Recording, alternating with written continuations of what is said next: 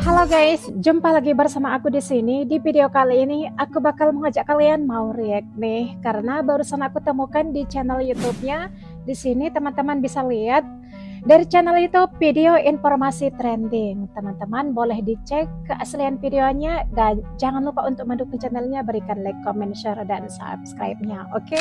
Oke.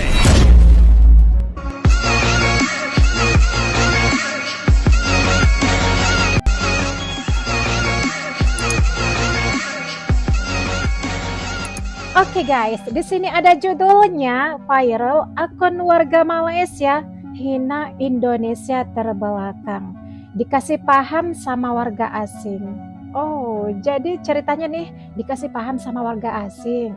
Bukan warga Indonesia yang ngasih paham, malah warga asing. Gimana tuh perasaannya? Lama telah kau sakit hatiku, tidakkah kau rasa kasihan padaku? Oke, langsung saja kita lihat videonya. Ini dia videonya. Beredar sebuah video yang selalu menjelek-jelekan Indonesia. Diduga, akun warga Malaysia yang selalu membandingkan Indonesia dan Malaysia. Dalam narasinya, dia selalu memposting perbandingan yang tidak apple to apple. Iya, Ini bukan tidak berarti apple to kita tidak apple. terima dikritik atau tidak terima fakta. Yap. Bisa-bisa saja jika dibandingkan apple to apple. Tapi video narasi ini seolah membandingkan Indonesia dengan Malaysia bagaikan langit dan bumi. Langit dan Seolah bumi. olah Indonesia adalah negara paling terpuruk di dunia. Sementara dia bandingkan negaranya dengan yang bagus-bagusnya saja. Ingat Iya. ya, boleh saja mengkritik, kita juga terima fakta. Tapi kalau perbandingannya apple to apple, bukan apel buah kesemek. Lihatlah narasi video ini. Malaysia digambarkan dengan kemegahan dengan kebanggaan menara Petronasnya. Iya. Sementara di sisi lain, Indonesia digambarkan dengan lingkungan kumuh dan kotor. Iya, Kita tentu betul. tidak menampik kalau di Indonesia ada lingkungan kotor seperti itu. Iya. Harus terima fakta dulu. Tapi perbandingannya jelas tidak apple to apple. Seolah-olah di Malaysia tidak ada tempat kumuh seperti di Indonesia ini. Jawabannya tentu saja ada. Ada dong. Hal ini dibuktikan oleh wisatawan asing yang berkunjung dan mengunjungi tempat kumuh di Malaysia. Wisata Malaysia asing. benar-benar lebih bersih dari Indonesia. Tonton video sampai habis untuk lihat realita di Malaysia. Oke. Banyak orang Malaysia bilang kalau negara mereka lebih bersih dari Indonesia. Wow, Jadi aku ke apa Borneo, benar? Malaysia untuk cari tahu kebenarannya. Yap. Sekilas terlihat bersih kan? Tapi lihatlah ini guys. Wow. Di sini aku melihat orang-orang membuang sampah sembarangan. Sampah menumpuk di jalan-jalan. Dan di lautnya sangat banyak polusi sampah. Beberapa orang Malaysia mungkin berpendapat semua sampah ini dari orang pendatang atau turis. Betul atau enggak? Tapi Betul atau menurutku, banyak orang Malaysia juga sama seperti orang-orang di Asia Tenggara lainnya. Iya, Mengkonsumsi terlalu banyak plastik sekali pakai dan gak memiliki pengelolaan sampah yang memadai. Yap. Jadi ini bukan tentang siapa yang lebih kotor. Malaysia atau Indonesia, ini tentang kebiasaan kita. Video lain juga menunjukkan begitu megah dan bersihnya Kuala Lumpur sebagai ibu kota negara. Sementara Jakarta, di Jakarta pusatnya digambarkan bentuk kota yang kumuh dan penuh pedagang kaki lima, sampah berserakan. Tentu kita tidak menampik hal itu dan terima fakta. Yap. Tapi sekali lagi perbandingan harus apple to apple. Dia menggambarkan sisi yang bagusnya saja di Kuala Lumpur tanpa menampilkan sisi gelapnya. Pemilik akun itu lupa kalau Jakarta Pusat Indonesia juga tak kalah dari Kuala Lumpur. Harusnya dia menampilkan video-video seperti ini Iya. di jalanan pusat kota dan MH Tamrin Jakarta dan Pancoran.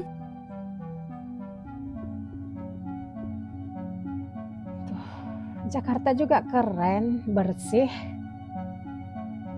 Lalu apakah di Kuala Lumpur seperti video yang dia tonjolkan itu tidak terdapat sampah yang berserakan? Sepertinya omong kosong. Dilansir dari berita Malaysia, di mana berita lokal setempat memberitakan kalau banyak sampah-sampah yang berserakan di sudut-sudut kota Kuala Lumpur. Tapi tuh seolah-olah sampah ya. Jakarta Indonesia yang paling jorok baginya. Itu karena yang mereka tonjolkan yang bersih-bersih saja. Tapi nyatanya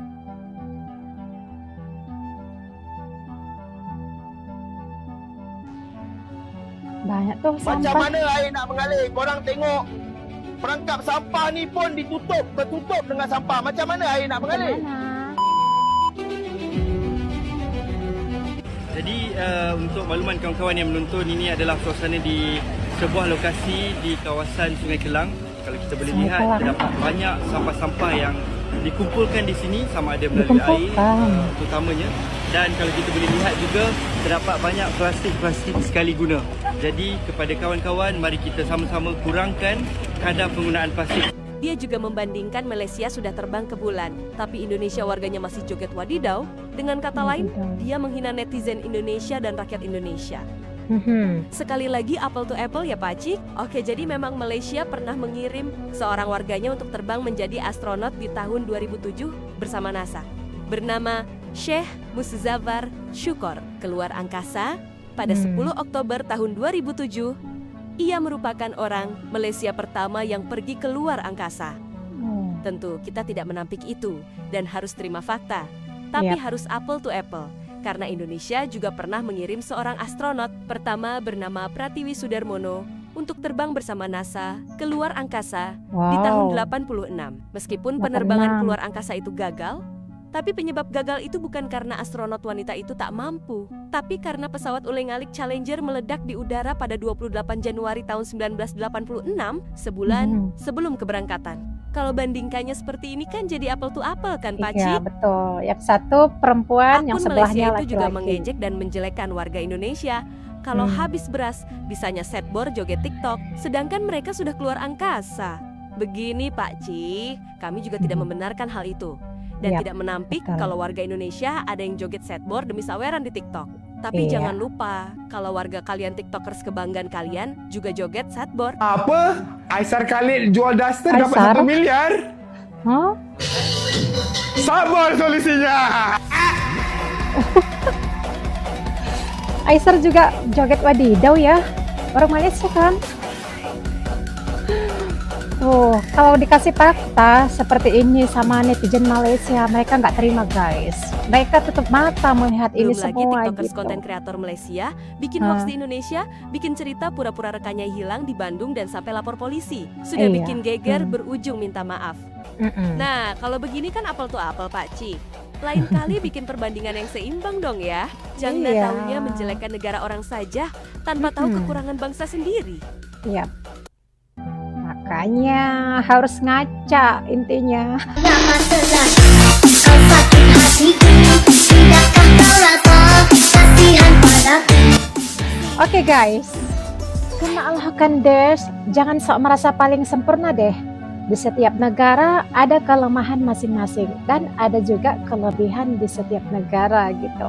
Coba kamu perhatiin deh, negara yang paling kaya sekalipun di dunia ini, coba perhatiin. Ada nggak kekurangan negara kaya tersebut? Coba mikir deh. Negara paling kaya di dunia ini juga banyak kelemahannya, banyak kekurangannya. Tanpa bantuan dari negara lain, mungkin mereka juga nggak bisa makan. Alias kismin, bener nggak?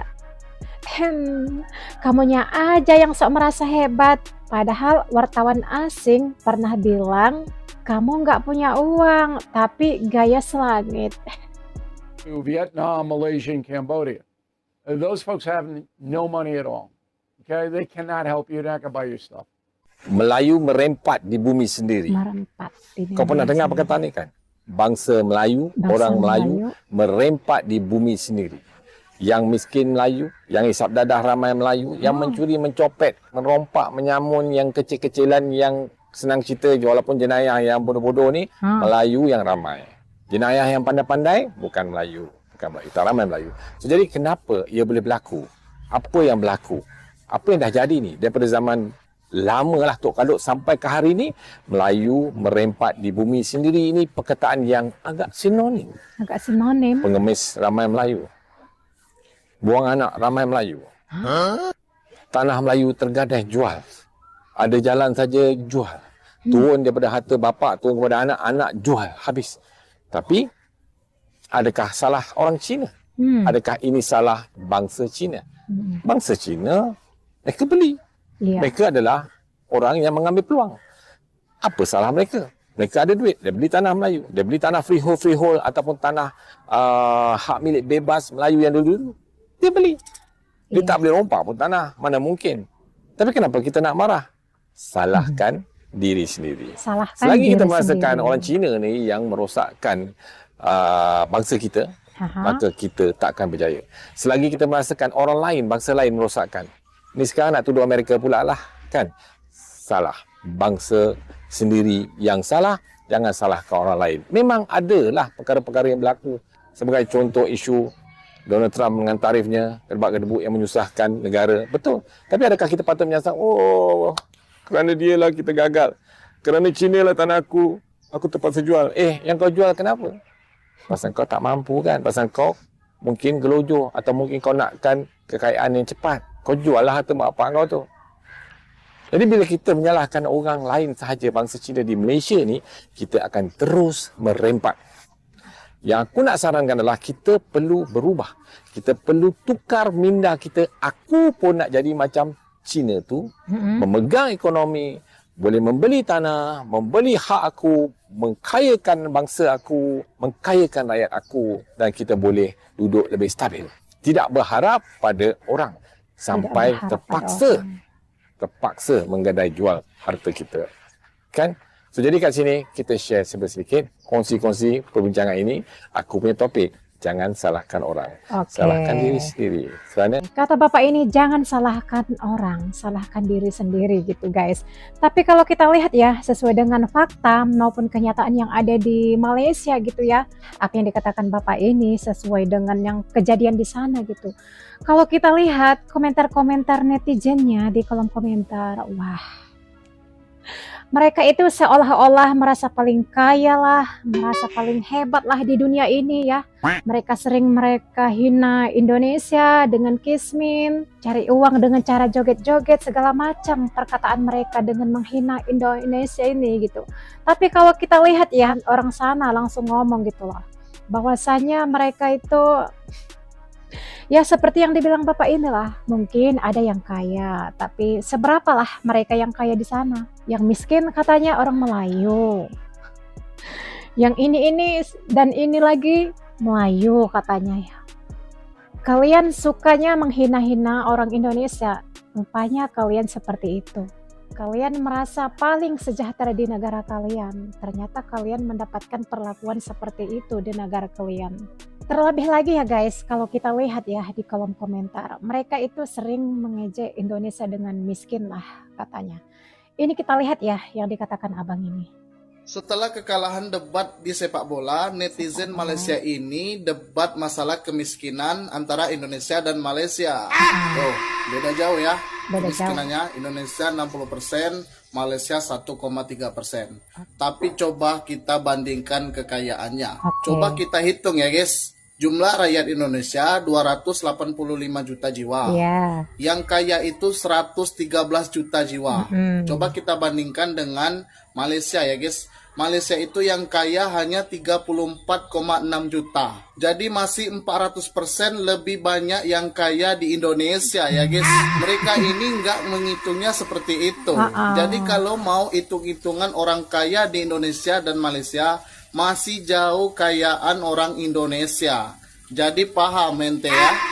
Jadi gimana menurut kalian? Tulis di komen. Ya, mereka mana paham. Mereka itu hanya melihat kemiskinannya aja gitu guys.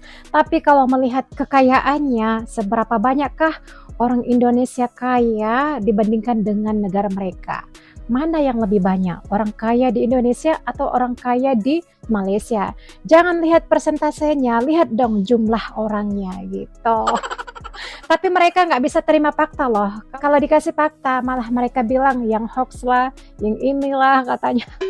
Karena mereka itu tutup mata dan tutup telinga. Seolah-olah mereka itu negara yang paling sempurna. Negara yang tidak ada salahnya gitu. Ya, begitulah mereka guys, karena mereka itu nggak bisa belum menerima kenyataan. Karena kalau kita lihat ya, mereka itu terbiasa menerima subsidi dari pemerintah mereka. Jadi selalu merasa sejahtera, merasa segalanya lah karena dipenuhi kebutuhannya gitu.